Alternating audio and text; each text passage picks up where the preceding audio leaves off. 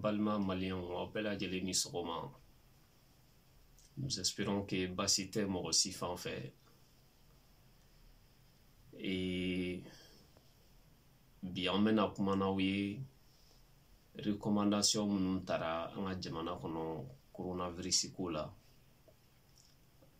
Antena do détail bala coronavirus ko kan a symptôme na fait moyen lu ke vidéo chamana ka sensibilisation chaman ke au sens fait et puis en balma malien chaman be mun fana e sensibilisation ba ok donc ni drone pour que ka information complétée donc anga jamana kono mesure chaman tara pour que ka se ka coronavirus kele mais mesure nous na même faudront ka da kan ku akli to fait muna parce que c'est vrai que dien yoro condition technique donc na mesure ta awre ba do an bela jele me baloto na ame vito na ana condition de view be to amna donc we paramétrer mu ama fo anga jamana kono mo we ko vraiment ko ta ka fara bolo dala ka barake no ye ka barake no ko sebe krenkra na namba fo ma ko mesure d'accompagnement c'est-à-dire ni on nana ko mo kan ko ke kan ke ga condition poser recommandation ke après jatemine kan a ke fana ko la ka laje mun be se ga ke sababu ye mun bo keli fana ou o matrafati fana no ya population ni donc o de kuma re koloma yoro bare musaliyala na farasi sanko ni sutramantigi ale ga société ni ma bolo ni ko d'habitude ni asro sutrama me mo mukaneta musaliyala ne ko ka mo duruta donc aga sutrama me te carbolate a carburant songo o rete sur aga voyage la donc ne ko a keta ay mettre de mo che do aga oliga aga mo muganta bena mo duruta donc ake mo je ere kanga freke wala sa o ake be se ga dafa o yu musalaya droine c'est juste pour donner une idée ka fo fe mun kanga ke donc o sotramant ta kai ani ka chama be fori ma mesure d'accompagnement ne gwi kana ni ke donc je sais que avec une gelea do ikun pour que iga no gelea senti ne mungo ki kana ni ke ne se ga mune ke ye o ye jamana ga barai quoi donc o la ibaka aketo absiga frege ka accompagne tout la wala sa kana o dekunke certes ni crise nana ni na problème suku nana c'est vrai que bébé fort que mais il faut pas que fort fana ga gria mo kun il faut ga mo bla ko la comme il revena juani bana re conséquences donc au fin on be ni no parce que ni nana se ga gérer tant que accompagnement ate se ga ta ko parce que en société la société mun ko aga gelen doni parce que en beba don en bébé balo du jour au jour donc mo be boy ka so bi kata sini nation re nyini donc ni warum me soro bi ga sini nation e sini taw be ga sini ngene nation e donc ni ko gelara to sugu do la aga gelene o teta fo mesure d'accompagnement ko ka laje nango population a confiné ou sika confiné condition d'humaine ay to so aw kana ketanto aga ketanto ka mesure fin kon recommandation chama ke dans ce sens donc en jamana kan a lajo la obsega sabati to wajme donc o sabawori kuma re kolomaro re parce que nigo mo ga to so déjà en a sokono na la ma da condition météo na c'est pas facile donc pour ou to so et confinement fana biti te droga ga to so pour que sokono fana gona ni gon contaminer ni fen o option ko nga laje o lupsega sabati to wajme et pour so fana ou a baloko o beke tout c'est vrai confinement quand mais ni aux mesures nous ta la sensi ça n'a aucun sens parce que ça va faire plus de victimes que la maladie même que le virus donc au yoro amo fodron c'est juste qu'il y a clina dafalido ko fo jamana marabago ye jamana mo ye o ku aklito yoro la ko sebe anye ni o kakle nrone fo donc on a nyona chama en gros mesure fait tara ou ka laje économiquement financièrement mo be siga population siga accompagne tout comme na ne bolo o be songa ko no ya ko sebe ko o be fen chama no ya o fana kɔfɛ mun ye kurufe ni fɛnw ta yɔrɔ ye an b'a fɔ an ka sécurité lakanabagaw ye k'a f'u ɲɛna jamana lakanabagaw ye donc on sait que u bɛɛ b'u ka baara dɔn donc u ka se ka fɛn in kɛ wala togoya min kana tension don u ni population cɛ n'o ye jeunes ye u k'u hakili to o la kosɛbɛ mankan kana bɔ o ko la c'est à dire couvre-feu maintenu a ma se agresseli ko la donc jamana marabagaw fana k'a lajɛ o bɛ se ka sabati cogo jumɛn ka sɔrɔ a ma kɛ mankan ye agression jeunes ni polisiw tɛ ka kɛlɛ polisiw ni nin tɛ ka kɛlɛ polisi tɛ ka jogi mɔgɔ si tɛ ka jogi a ko bɛ se ka kɛ fɛn kɔnɔ mɔgɔ si ka ni profiter ko la cogoya min na donc pour que k'an balimaw fana dafa ka kuma dafa parce que n y'a fɔ cogo min na bɛɛ de bɛ k'i seko kɛ nin ko la bɛɛ bɛ ka sensibilisation kɛ bɛɛ bɛ ka information partager c'est très bien on vous encourage franchement aw bɛɛ ni ce o la an b'a fɔ a ye bravo a ye continuer a fɛ an bɛɛ ka courage ta hali bi donc o yɔrɔ la n bɛ fɛn mun far'o kan kosɛbɛ donc u kan k'a lajɛ mankan ni fɛnw kana don olu la ani fɛn caman caman sécurité ka se ka kɛ donc population olu fana k'a dɔn kɛrɛnkɛrɛnnebaga ninnu bɛ k'u ka olu ka lakana de kosɔn n'a fɔra an ka fɛn min kɛ a dabɔra an bɛɛ lajɛlen ka kɛnɛya de kosɔn walasa bana in kana cari kosɛbɛ fan bɛɛ fɛ a kana taa ka bolo da kan an bɛɛ ka hakili t'o la donc sécurité lakanabagaw fana k'a dɔn il faut que olu fana ka a bɛ fɔ cogo jumɛn ka ji kɛ u ka gulɔ la ji kɛ dɛgɛ la pour que a ko tension kana k'a la ka ji kɛ ka u majigin kosɛbɛ quoi donc ka ko togoya modéré kosɛbɛ ka sɔrɔ a ma kɛ ni fɛnw ni population bɛ se ka ɲɔgɔn faamuya cogo min na walasa ko in a bɛ kɛ nɔgɔya kɔnɔna la et puis mɔgɔ si kana profiter fɛn in fana kɔnɔna la parce que nin ye maɲumantɔ ko ye nin ye makarako ye mɔgɔ man ka profiter k'a fɔ k'i bɛ taa fɛn ɲini nin kɔnɔna la donc bɛɛ ka souci ba kan ka kɛ jamana lakanani de ye n'o y'an bɛɛ lajɛlen ka kɛnɛya lakanani ye bon vote ko an y'o kumaw fɔ ka ban fɛn foyi tɛ se ka fɔ ka tɛmɛ o kan quoi bɛɛ y'a fɔ an wulila ka jɔ k'a fɔ ka dɛsɛ mais o bɛɛ la bɛɛ taara vote kɛ n'an ko bɛɛ taara vote kɛ ça veut dire que structure u bɛɛ sɔnna ka taa vote la donc an da tɛna don détail ba la bilen mais an kun bolo jamana lakanani kosɔn foyi tɛna kɛ bilen vote in tun bɛ reporter ka bila wagati wɛrɛ la mais comme malgré tout bɛɛ y'i seko kɛ kuma tɛ kuma ye k'a fɔ ko information ma yɛlɛ bɛɛ y'i seko kɛ mais a ma bɔ a ma donc an m'an pan o kunna an bɛ yɔrɔ min na sisan an kan ka kuma mun kan o ye fɛn gestion togoya ye a kan ka gérer cogo di donc ɲɛ mesure d'accompagnement min fɔ ça c'est très important donc o bɛ fɛn bɛɛ la donc an bɛ mun fɔ an baw n'an faw n'an kɔrɔw ye minnu bɛ feere kɛ sufɛla ninnu fɛ comme an bɛ yɔrɔ min na bi pour l'instant parce que mesure ninnu bɛ changer chaque fois peut-être dɔ bɛ fara a kan de ka taga fo ka taa fɔ bana ko ɲɔngiri la cogo min na mais an bɛ yɔrɔ min na bi a fɔra ko ka couvre-feu kɛ sufɛla ninnu de fɛ ka bɔli dabila donc minnu bɛ jagomisɛnninw kɛ sufɛ n'u ka fɛnw bɛ marché sɔ feerela macaroni feerela n'o y'an baw ye a n'an kɔrɔmuso ni fɛnw ye an bɛ mun fɔ dɔrɔn o sugu la n'a ma ɲɛ o bɛ ka kɛ u bɛ se k'u ka jago wagati ka essayer ka a décaler dɔɔni quoi donc minnu mago b'o fɛnw na an b'a fɔ olu ɲɛna olu fana bɛɛ fɛn gestion dɔ ye o bɛ se a tɛ taa effort kɔ dɔɔni quoi n'i bɛ sɔ de feere i b'i ka sɔ dilan ka mɔ 17h ou 18h wagati minnu fana mago b'a la a bɛ fɔ olu ɲɛna olu ka taa san joona ka don n'a ye ɲɔni fɛn cɛ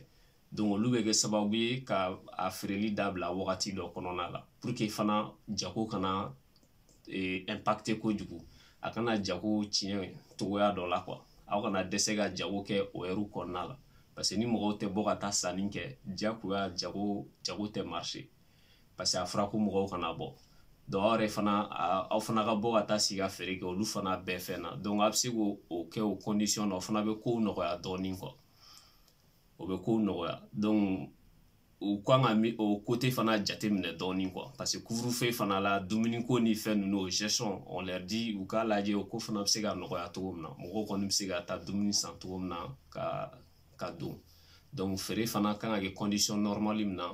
feerekɛlaw bɛɛ kan k'o jateminɛ donc o condition tɛ dɔwɛrɛ ye c'est le respect de la barrière sanitaire, barrière de sécurité, c'est-à-dire la distance d'1 mètre minimum. Donc, hakili ka t'olu la ani ka protection kɛ. Bon, mun ye masque ko fana ta fanfɛla ye, an b'o fɔ, on a vu que masque caman bɛ ka na an ka jamana kɔnɔ sisan, mɔgɔ caman bɛ ka dɛmɛ kɛ. donc o la comme jamana fana population ka sécurité kɛnɛya sabatili a n'a ka fɛn caman o tɛ taa jamana marabagaw fana ka fɛnw caman kɔ quoi prudence kɔ o tɛ taa jamana marabagaw fana ka rigueur kɔ an b'a dɔn olu b'u la donc an kɔni bɛ mun f'u ye dɔrɔn hakilina jigi don on sait que an tɛ n'u ka baara f'u ye quoi u b'a bɛɛ ɲɛdɔn parce que population de dar'u la k'u bila u ɲɛfɛ donc an bɛ mun fɔ dɔrɔn k'u hakili t'o la caman bɛ ka na n'i ka dɛmɛ ye parce que dɛmɛ ninnu caman bɛ n'u nana a y'a sɛgɛsɛgɛ a ka fɛsɛfɛsɛ parce que diɲɛlatigɛ ko ninnu ka can sisan kosɛbɛ ni masque nana a y'a sɛgɛsɛgɛ a ye taa n'a ye laboratoire la a ka lajɛ est ce que masque ɲuman don et puis ni produit nana ko ka bila marché la a ye taa n'u ye laboratoire la k'u analyser k'a lajɛ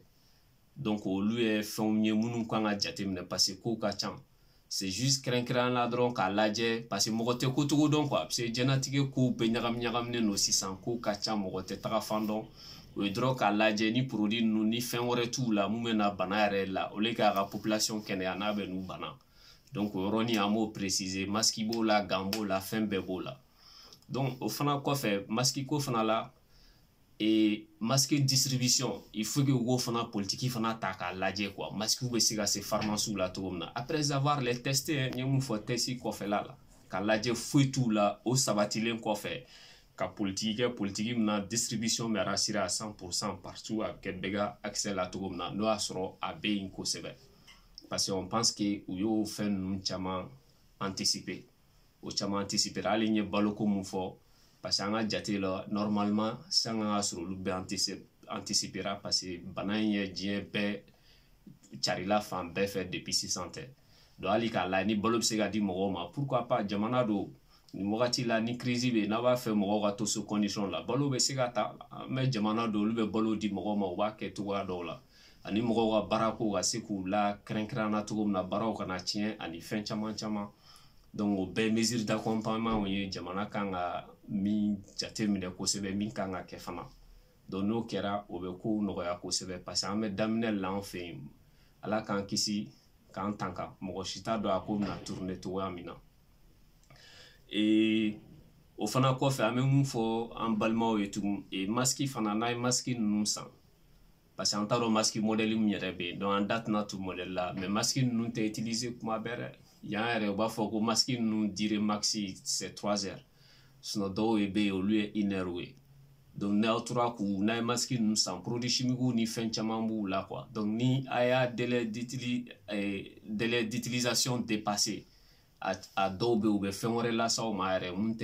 tɛ au lieu k'a k'aw protéger a b'aw bana de donc aw b'aw hakili t'o la c'est vrai que condition ka gɛlɛya wariko n'a fɛnw on est tout à fait conscient bɛɛ b'a fɛ mais n'a ma ɲɛ aw kɔni b'a kɛ a y'o délai ninnu respecter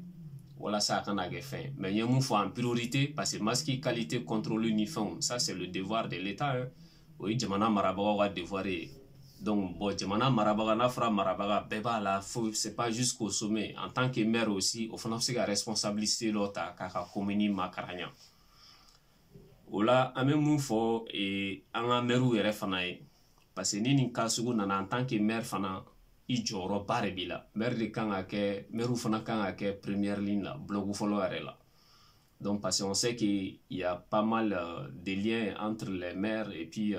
les hôpitaux de la commune hôpitaux sugu o sugu ani clinique ni fɛn ninnu il faut que an hakili ka t'o la kosɛbɛ o bɛ fɔ maires o bɛ fɔ jamana marabagaw ye ni wagati kɔnɔna la sisan vaccin ko ninnu fɛn fɛn bɛ nalen an fɛ yen ka proposer aw ka hakili t'u la c'est pas le moment parce que an bɛɛ b'a dɔn diɲɛ fan bɛɛ vaccin foyi tɛ yen parce que bana bɛ fan bɛɛ ni vaccin bɛ yen bɛɛ b'a k'i ka population na donc on peut pas comprendre que ko vaccin bɛ se ka na an fɛ yen ka na proposer ko min bɛ mɔgɔw kisi bana in ma hali n'a nana mɔgɔ kana kɛ donc c'est juste par mesure de prudence donc ni période kɔnɔna la ni fɛn o fɛn nana mɔgɔ kana kɛ bon komi an b'an ka jamana dɔn fɛnw bɛ don cogoya caman na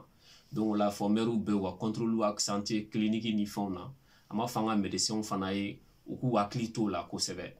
on sait que an bɛɛ conscience b'an bɛɛ la mais an ka jamana lakarani an bɛɛ de ka baara don an bɛɛ jamanajɔ la bɛɛ jɔyɔrɔ dɔɔni dɔɔni b'a la donc ni fɛnw nana vaccin ni fɛnw il faut qu'il y ait un contrôle strict kɛ et puis c'est pas le moment an yɛrɛ bolo vaccin fɛn fɛn bɛ na bɛɛ bɛ fili ka di i ka tiɲɛ kan sisan a si man ka kɛ mɔgɔ si la donc population qui hakili t'o la kosɛbɛ parce que on sait jamais diɲɛ ko ka ca sisan parce que kɛlɛ sugu ka ca dɔw ye marifaci ye dɔw ye guerre biologique ye dɔw ye fɛn wɛrɛ an b'a fɔ o don mais ni kɔni ye dɔrɔn ka rappel kɛ on sait que aw b'a dɔn aw ka kodɔn ka bon n'anw bɛɛ ta ye mais hakilinaw bɛ ɲɔgɔn dafa voilà donc kuma dɔw an tɛ se ka kuma pɛsɛ togo dɔw la comme on dit mais a bɛ faamuya hakilima b'a faamuya ko bɛɛ aw bɛɛ b'a faamuya bɛɛ de b'a faamuya parce que bɛɛ lajɛlen ye hakilima ye donc o la mɛriw fana o la aw bɛ cliniquew lajɛ médecins fana consciemment kɔnɔ produit fɛn fɛn n'a b'u utiliser a y'u sɛgɛsɛgɛ a y'u analyser k'a lajɛ k'a fɔ que c'est propre a ka sɔrɔ ka u utiliser kosɛbɛ parce que nin ko la bɛɛ lajɛlen kan k'i kɔlɔsi kosɛbɛ quoi parce que comme y'a fɔ cogoya min na guerre biologique yɛrɛ ka jugu ni guerre bɛɛ ye quoi mais ala kana a ko ye quoi mais ça an ka jeune prudence ye kosɛbɛ donc tɛ n'o yɔrɔ janya kosɛbɛ bon maire fana olu fana bɔlen kɔfɛ a bɛ se ka mun kɛ du fait que aw ni fɛn ninnu centre de santé bɛ collaborer ni fɛnw il faut que bɛɛ lajɛlen ka aw ka fɛn fana anticiper kosɛbɛ déjà aw bɛ se ka wuli ka se centre de santé la k'a lajɛ qu'est-ce qui ne va pas qu'est-ce qu'il faut est-ce que équipement ni fɛnw bɛ cogo di mun ni mun b'u jɛ est-ce pour que ka se ka crise tenir pendant un certain bout de temps aw bɛ idée d'aw yɛrɛ ma 6 mois un truc comme ça aw b'aw jija k'o fɛnw assurer o mise en place kɛ depuis sisan nɔ o bɛ se ka kɛ maire ka baara ye an bɛ yɔrɔ min na ko bi et puis masque ni fɛn ninnu distribution u tɛ selen kɔfɛ a bɛ se k'o relais rassurer sensibilisation fana o bɛ continuer fan bɛɛ fɛ radio b'o la télé b'o la mɔgɔw kan ka comporter cogo min na a b'olu fana kɛ donc soutien mun fana bɛ en tant que maire quel que soit bon je sais pas s'il y a des fonds de solidarité chez nous hali n'u tɛ yen nɔ bon a kɛra cogo cogo budgetw bɛ yen fɛn wɛrɛw bɛ yen et puis maire bɛ se ka ko wɛrɛ fana kɛ parce que commune ta ye ni nin cas sugu nana tu peux gérer aussi à ta manière mais que ça reste dans les tests réglementaires du pays donc il faut que fɛn minnu autorisé de bɛ se k'o dɔw enclencher pour se faire beaucoup d'argent wari bɛ fɛ kɛsi dɔw bɛ yen a bɛ se ka toucher olu la ka se ka fɛn sécuriser pour que a bɛ se ka crise maintenir pendant un bout de temps donc hakilinaw bɛ bon test ko fana bon non comme an bɛɛ b'a fɔ bana in solution yɛrɛ ye mun ye bɛɛ kan ka tester de bon comme halisa test minnu bɛ pays développé yɛrɛ la on dit que les tests sont pas fiables an yɛrɛ mun bɛ faransi yan on sait que u bɛ fɛn dɔ mɔgɔw kan kɔnɔ il y a pratiquement tous les médecins contestent un peu parce que olu b'a fɔ k'a bɛ maladie détecter n'o y'a sɔrɔ a bɛ gorge la mais que si c'est déjà à l'intérieur ale tɛ o test t'o ta en compte ça veut dire que test bɛ se k'a fɔ k'a t'i la mais alors que bana b'i kɔnɔ quoi bon o fɛn ninnu on sait que olu ye jamana ka baara état ka baaraw ye olu b'o fɛnw analyser kosɛbɛ ni fɛnw donc population fana nin ko la aw bɛ ɲɔgɔn an bɛ ɲɔgɔn dɛmɛ de on se complète donc ni mun bɛ se ka dɛmɛ min na hôpitaux ni fɛnw na sisan aw bɛ se ka na n'a ye et puis mɔgɔw k'u hakili to ɲɔgɔn na à cette période il faut plus de solidarité au pays parce que mɔgɔw ka ko tɛ kelen bɛɛ lajɛlen ni fanga don quoi donc an ka hinɛ ɲɔgɔn na an ka ɲɔgɔn dɛmɛ an ka ɲɔgɔn fɛ dɔw bɛ yen nin wagati u ka baaraw bɛ jɔ fɛn wɛrɛw bɛ yen nɔ dɔw bɛ u ka commerce bɛ jɔ k'a sababu kɛ fɛn ko ye mɔgɔ si ka laɲini tɛ donc a nana nin kɛra tantɔ donc se bɛ minnu ye aw hakili to se tɛ minnu na donc an bɛɛ lajɛlen bɛ ɲɔgɔn dafa an ka ɲɔgɔn dɛmɛ o de bɛ se k'an dɛmɛ ka crise gérer kosɛbɛ yɛrɛ donc hôpitaux infirmiers ni fɛn minnu fana bɛ yen comme aw yɛrɛ bɛɛ ɲɛ b'a la c'est ce qui se passe partout a lajɛ aw ka infirmiers dɛmɛ par exemple ni taara Sagoba la sisan docteurs bɛ yen ni fɛnw bɛ infirmiers bɛ yen baara fanba bɛna bi olu de kan donc a bɛ baara nɔgɔya u ye dɔw bɛ se ka taa fɛnw dilan restaurant dumuniw dilan ka d'u ma dɔw bɛ se ka fɛn wɛrɛ kɛ u bɛ se ka lafiya cogo min na ça c'est tout ça ça doit être anticipé maintenant donc maire bɛ se ka wuli k'i jɔ k'i cɛsiri olu la et puis population fana bɛ a dɛmɛ kosɛbɛ donc u bɛ ɲɔgɔn dafa quoi donc c'est vraiment important donc bɛɛ lajɛlen k'i hakili t'u yɛrɛ la conseil ni fɛnw bɛɛ lajɛlen k'u respecter donc maire fana bɛ se ka veiller de telle sorte que k'a sɔrɔ a ma kɛ ni tension ko ni fɛnw ye couvre-feu fana et conseil minnu fɔra recommandation minnu kɛra olu bɛ se ka bato cogoya jumɛn k'a kɛ bonya kɔnɔ a n'a ka kɛ karama kɔnɔ k'a sɔrɔ fɛn ma bɔ a la parce que fɛn bɛɛ sensibilisation ko de ye ani communication ko ni mɔgɔw y'a faamuya ka ban en général a bɛ tɛmɛ nɔgɔya la donc pour ne pas être très long donc n b'a fɛ ka nin kuma kunkurunin de fɔ aw ɲɛna donc juste hakilina dayira don donc ani proposition don donc bɛɛ k'i hakili to o la an ka fɛnw dafa donc an ka jagokɛlaw fana nin tɛ gɛlɛya wagati ye a ye fɛnw nɔgɔya c'est vrai que jamana marabagaw de kan ka nin fɛn veiller nin fɛnw bɛɛ kan mais an yɛrɛ dama fana ni olu ma se ka fɛn s'il y a pas de contrôle ni de sanction donc an tɛna fɛn fɔ comme crise nana an bɛ mun fɔ fɛnw bɛɛ an bɛɛ ka hakili to a la an yɛrɛ dama fana ka ko nɔgɔya ɲɔgɔn ye kosɛbɛ c'est pas le moment ka ko gɛlɛya parce que an bɛ ka taa cogo min na fɛnw prix bɛ ka yɛlɛ fɛn caman caman n'a kɛra ten tɔ n'i y'a ma don hali sinkalo yɛrɛ la fɔlɔ parce que nin tɛ sinkalo ko yɛrɛ donc n'a kɛra tan tɔ dadigi bɛna kɛ population na ka sɔrɔ hali bana yɛrɛ tɛ parce que kɔngɔ ni gɛlɛya ni fɛnw a bɛna tiɲɛni don an fɛ yen tiɲɛni min yɛrɛ bɛ juguya ni bana ta ye kosɛbɛ quoi voilà donc an ka ɲɛmɔgɔw je résume un peu a ye pays réalitéw ta a ka baara k'o la donc Europe condition ninnu an kana kɛ copie-coller an ka essayer ka adapter kosɛbɛ n'an ka population ka réalité an ka jamana réalité et puis a ye recommandation mun tara a y'a essayer a ka mesure d'accompagnement k'a la pour que recommandation ninnu bɛ se ka respecter cogoya jumɛn parce que o ye jumɛn ye recommandation in a bɛ tɔɲɔ a bɛ tɔɔrɔ min don mɔgɔw kan ni fɛn minnu b'a la a ka essayer olu tigilamɔgɔw bɛ se ka dɛmɛ cogo min na olu fana ka dɛmɛ ten tɔ donc nin ko nin ye bɛɛ lajɛlen ka baara de donc bɛɛ kan k'i calmer nin wagati hakilinaw de kan ka fara fara ɲɔgɔn kan walasa situation bɛ nɔgɔya bɛɛ de b'o la o ye jamanaden bɛɛ de ka wale et puis sensibilisation ka continuer kosɛbɛ conseil ninnu an tɛna don olu la aw ka hakili to olu la kosɛbɛ kosɛbɛ voilà donc n yɛrɛ y'a fɔ message dɔ la parce que u bɛ ka an ka traitement dɔw bɛ yen yan yɛrɛ ni tubabu médecin dɔw yɛrɛ b'a fɔ ko recette de grand-mère c'est-à-dire an fɛ yen mɔgɔ caman bɛ ka proposition kɛ ko ka to ka layi kɛnɛ dun donc dɔw b'a lagosi dɔw b'a ko non u y'a daminɛ bon an m'a fɔ produit fɛn tɔ ninnu quoi mais minnu dɔnnen don kosɛbɛ par exemple layi kɛnɛ ka nin ka o cɛdi ka citron k'o la ka di k'o la c'est-à-dire an kɔni bɛ mun fɔ dɔrɔn fɛn man ka mɔgɔ foyi tɛ na mɔgɔw fili yɛrɛ ma quoi parce que layi kɛnɛ ninnu filɛ nin ye bana in don bana tɛ an bɛ layi dun ça c'est clair layi dunni o tɛna mɔgɔ si faga donc an dun bɛɛ fana b'a dɔn tout le monde sait bɛɛ bɛnnen don ka layi ka ɲi mɔgɔ ka santé ma donc n'a fɔra ko k'o dun k'a sɔrɔ bana t'i la pour que ni fɛn santé dɔrɔn k'i ka to i b'o dun o tɛ foyi k'i la o ye kelen ye et puis citron fana ni kɛlen o cɛdi la k'o min bana don bana tɛ an b'olu min hali an yɛrɛ ni muraw y'an minɛ mali kɔnɔna ni fɛnw na n'an ka jamanaw kɔnɔ an b'olu min an b'a k'u ka kusa fɛnw ma donc o fɛn ninnu fana an kana jɔ u la an ka n'u critiquer a b'olu kɛ parce que o kɛli tɛ foyi kɛ o tɛ mɔgɔ si faga o an bɛɛ mɔn'o la ka fɛn k'o la ani ka situlu kɛnɛ dun an bɛɛ mɔn'o la ka fɛn k'o la an m'a fɔ ko bana fura don parce que o prévu jɔnjɔn t'an bolo mais k'a kɔni a ka ɲi bana ma a ka ɲi bana ma et puis a ka ɲi mɔgɔ ma donc a y'a kɛ on sait jamais en attendant que chloroquine ko n'o o ka confirmer complètement mais comme caman yɛrɛ y'o san ka bila o bolo kɔrɔ mais aw b'a hakili t'o la toujours a b'o protéger kosɛbɛ aw kana ta ten fana ni médecin ka consigne tɛ quoi et puis vous attendez un peu ni médecin ye consigne d'aw ma a tacogo n'a fɛnw ɲɛfɔ aw ɲɛna a bɛ sɔrɔ ka olu fɛn kɛ donc encore layi wo ka ji o cɛdi ji kalan ji wɔlɛkɛlen bamanankan na an b'a fɔ cogo min na ka citron k'o la ka dɔw bɛ ɲamaku fana k'a la donc ka di k'a la ka min donc o fɛn ninnu a tɛ foyi kɛ mɔgɔ la a bɛ se ka to k'olu kɛ parce que u b'a fɔ ko bana in mɛna a bɛ jigin kan kɔnɔna de fɛ fɔlɔ quoi donc n'i tora ka kan kɔnɔna fɛn ninnu santi yɛrɛ la ni sɔgɔsɔgɔ ninnu i bɛ to k'olu min o ka fisa a ma kosɛbɛ voilà donc nin tun ye fɛn ye dɔrɔn kuma bakuruba yɛrɛ o ye ka mesure d'accompagnement demander an ka jamana marabagaw fɛ o la j'espère que bɛɛ y'i ka faamuyali sɔrɔ fɛn na donc komi